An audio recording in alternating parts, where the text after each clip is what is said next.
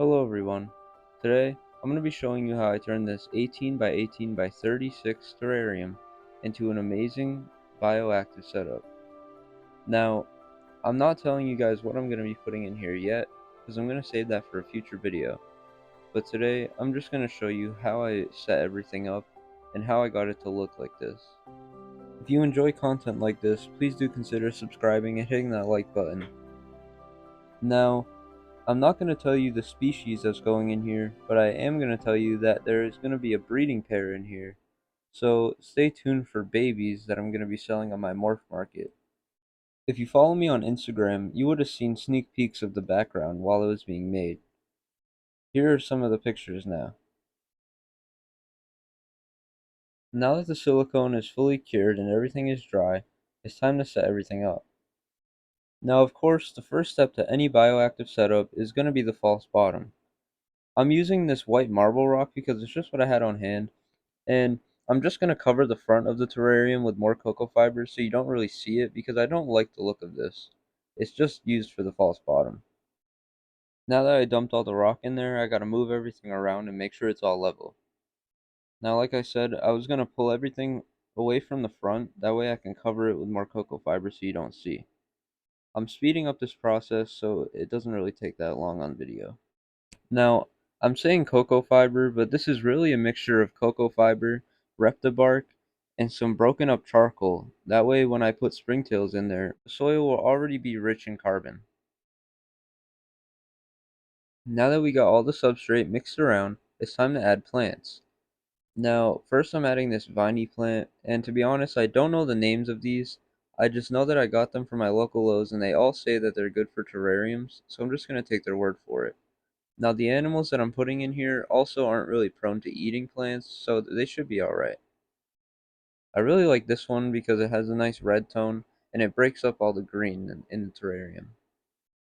Now when you have an enclosure that is taller than it is wide, you want to put plants going upwards. If you just put plants in the substrate on the bottom, all of the enclosure up top would just be brown and wouldn't look like anything, and all the greenery would be on the bottom. But since I'm putting pots and stuff upwards, I can plant plants on the wall and have the green go upwards, making it look more jungle-like and more realistic. That being said, it doesn't mean you can't put any plants on the bottom. I put this really nice tall plant down there, and also this little short one, that way it can kind of spread around, just to add more green on the bottom. I eventually put a few patches of moss everywhere to try to get those to spread around to add more of a realistic vibe. With this next plant, this is a spider plant.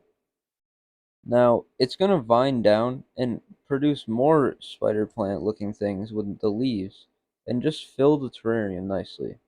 Now, I'm most likely going to have to trim this, but with the trimmings, I can place them in other terrariums and I'll just have a whole bunch of plants everywhere. Now I'm just adjusting all the plants, making sure that they all look nice, and turning them if they need to be turned. You want to make sure that all the leaves are as full as they can look in the direction that they're facing. Now it's starting to look good, but if you notice, the substrate is looking a bit bland. Now it's time to add some leaf litter. Leaf litter is good to break up the bottom, and it also adds as some food for the springtails and isopods that we'll add in the future.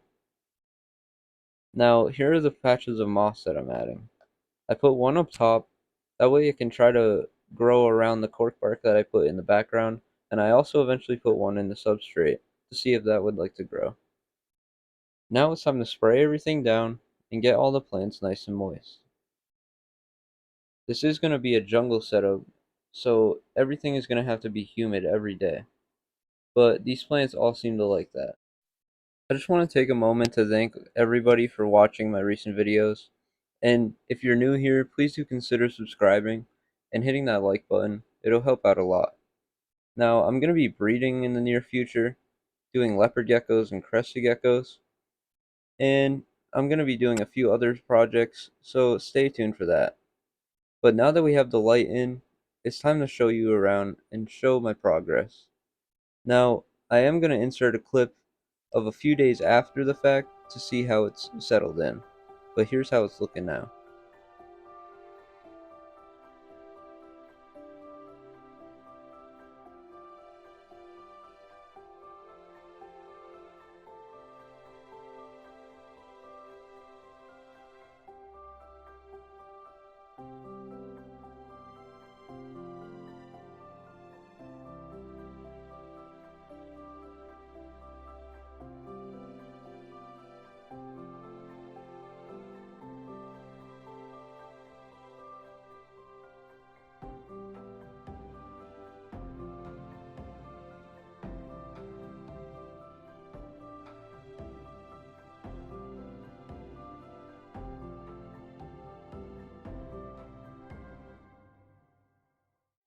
Now in this clip, it's been about 4 to 5 days after the terrarium's been built, and I decided to move it to the other side of the room because I just like it how it looks over here.